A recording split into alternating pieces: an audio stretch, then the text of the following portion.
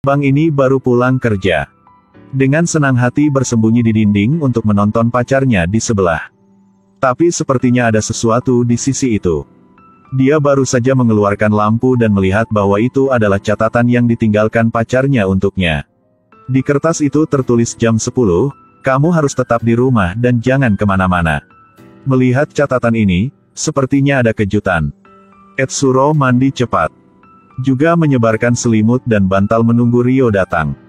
Tepat jam 10 tiba-tiba ada ketukan di pintu sebelah. Sepertinya Rio sudah pulang. Dia sangat penasaran dan bersemangat melihat melalui lubang untuk melihat apa kejutannya. Selembar kertas itu dikeluarkan. Apa yang dia lihat bukanlah kejutan tapi kepanikan. Ketika melihat hati-hati. Bukankah ini Nobita yang suka membantu kucing-kucing liar di lantai bawah? Rio mengambil pisau kertas dan hendak bertindak. Etsuro menyuruhnya berhenti. Dia tiba-tiba teringat kata-kata Rio. Dia hanya membunuh yang bersalah. Siapa yang sebaik Nobita? Mengapa membunuhnya? Rio tidak menjelaskan, hanya mengatakan dia harus melihat baik-baik. Setelah mengatakan itu, dia segera mengirim Nobita ke dunia lain. Setelah itu, dia tersenyum-senyum aneh. Dia menemukan pacar ini tidak tahu perbedaan antara baik dan buruk. Dalam hatinya dia tidak bisa mengerti. Dia memutuskan untuk pergi menanyakan kejelasannya.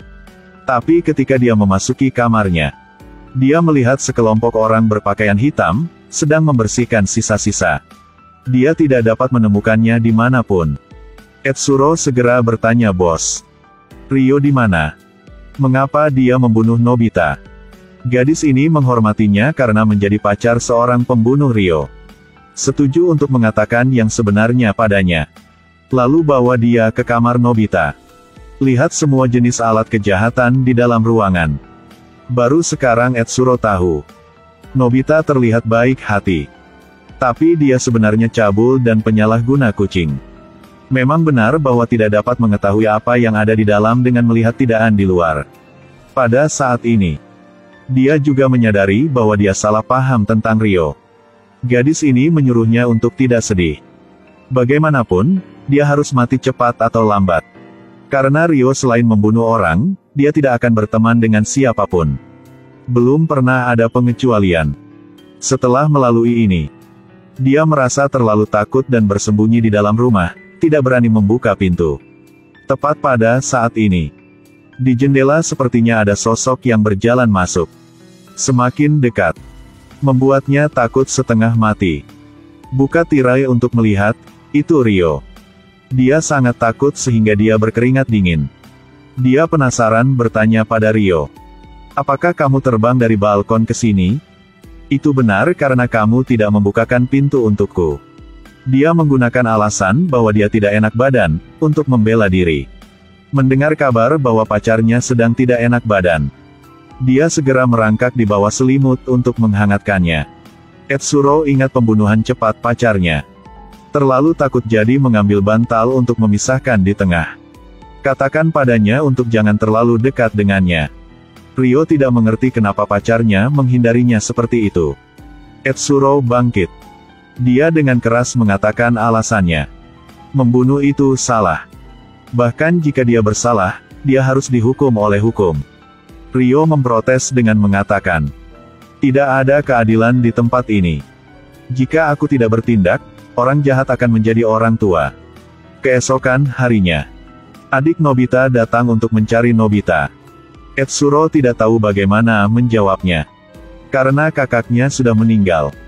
Pada saat ini, Rio berdiri di lantai 2 dan menatap mereka. Tatapannya menunjukkan bahwa dia sedang cemburu. Setelah mengetahui bahwa Haruko datang untuk mencari kakaknya, dia bisa menghela nafas lega. Lalu tersenyum dan mengundang Haruko ke ruang bermain. Dia tahu prinsip pembunuhan Rio. Buru-buru mengusir Haruko pergi. Sebulan kemudian, Naruto sekali lagi pergi mencari kakaknya. Kali ini dia juga meminta sang induk semang untuk membantunya membuka pintu kamar kakaknya. Ingin memeriksa apakah kakaknya ada di dalam atau tidak. Dia berpikir bahwa, setelah mereka melihat adegan pelecehan kucing, dia akan berteriak. Tapi kejutannya adalah mereka tidak melakukan itu. Etsuro juga masuk. Ruangan menjadi rapi dan tidak ada yang tidak beres. Pemilik juga melihat papan rencana perjalanan di dinding. Haruko melihat papan rencana perjalanan itu. Pikir kakaknya telah pergi berwisata. Lagi pula, apa ini? Ketika Etsuro makan dengan Ryo, tahu bahwa dia mengirim seseorang untuk menangani tempat itu sebelumnya. Hidup dengan pacar adalah pembunuh. Tidak lama kemudian, Etsuro telah dalam bahaya. Di bar, Ryo dikelilingi oleh sekelompok gangster. Mereka tidak memaksa Ryo untuk minum bersama. Mereka mengundang Ryo untuk bergabung dengan faksi mereka. Bantu mereka berurusan lawan mereka. Karena bos geng ini mengenal Ryo sebagai pembunuh tanpa berkedip. Apalagi, dia juga sangat pandai menangani TKP. Ryo segera menolak. Dia tidak ingin membantu orang jahat dan membunuh orang yang tidak bersalah. Tidak ada jalan lain. Para gangster itu menculik pacarnya Etsuro. Ingin menggunakan metode ini untuk mengontrol dan memaksa Ryo untuk patuh. Tapi tidak bisa berlebihan. Jadi dia hanya membuat celah di wajah Etsuro. Lalu biarkan dia pulang. Melihat luka di wajah pacarnya, Ryo sangat patah hati. Dia tidak banyak bicara lagi dan harus membunuh para gangster itu. Tapi dihentikan oleh Etsuro. Dia mencoba menasihati pacarnya untuk jangan membunuh lagi. Jika Ryo tidak membunuh lagi, dia layak bahkan jika dia mati. Aku benar-benar sangat mencintai kamu. Tidak apa-apa jika aku mati. Dia tersentuh oleh cinta Etsuro. Jadi untuk sementara setuju dengannya. Tapi serigala tidak pernah menuruti domba. Hanya beberapa hari kemudian, dia mengetahui bahwa Ryo membunuh orang lain di ruangan itu lagi. Dia melepas topinya, menyeka air matanya dan menghilang. Dia langsung merasa ada yang salah. Sebelumnya, setelah dia selesai, dia selalu tersenyum bahagia. Kenapa dia menangis kali ini? Dia salah paham karena Ryo ingin melindunginya. Jadi setuju untuk membunuh untuk para gangster. Saat ini dia seperti domba yang marah. Dia mengambil pisau kertas dan menyerbu ke bar di malam hari. Mempertaruhkan nyawanya untuk melawan serigala jahat. Hasilnya mudah ditebak. Beberapa saat kemudian, dia dipukuli hingga pingsan oleh sekelompok preman. Ketika dia akan dibunuh oleh bos gangster, tiba-tiba mati lampu. Diikuti oleh bom asap yang menggelinding ke dalam. Hanya dalam sekejap, puluhan preman semuanya jatuh. Etsuro mengangkat kepalanya untuk melihat. Ryo memakai jas hujan dan datang ke sini. Wajahnya sangat dingin. Dia melihat orang yang dia cintai terluka parah. Dia tidak bisa menahan amarah di hatinya lagi. Dia mengambil pisau kertas dari tanah.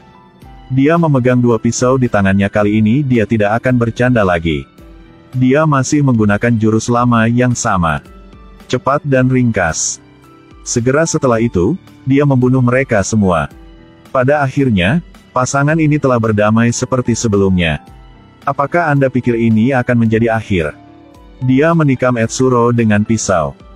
Kali ini Ryo tersenyum dan berkata, "Aku selalu ingin membunuh orang yang aku cintai. Sekarang aku mengerti perasaan ini. Gadis itu serigala, laki-laki itu domba. Sekarang aku mengerti perasaan ini. Gadis itu serigala, laki-laki itu domba."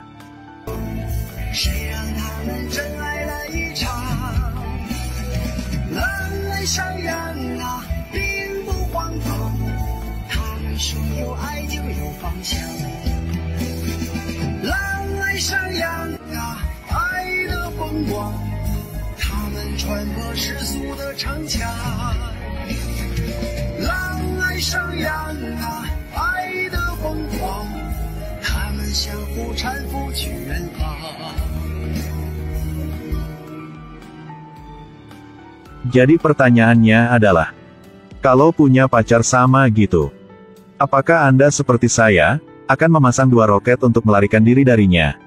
Film hari ini berakhir di sini, sampai jumpa lagi ya.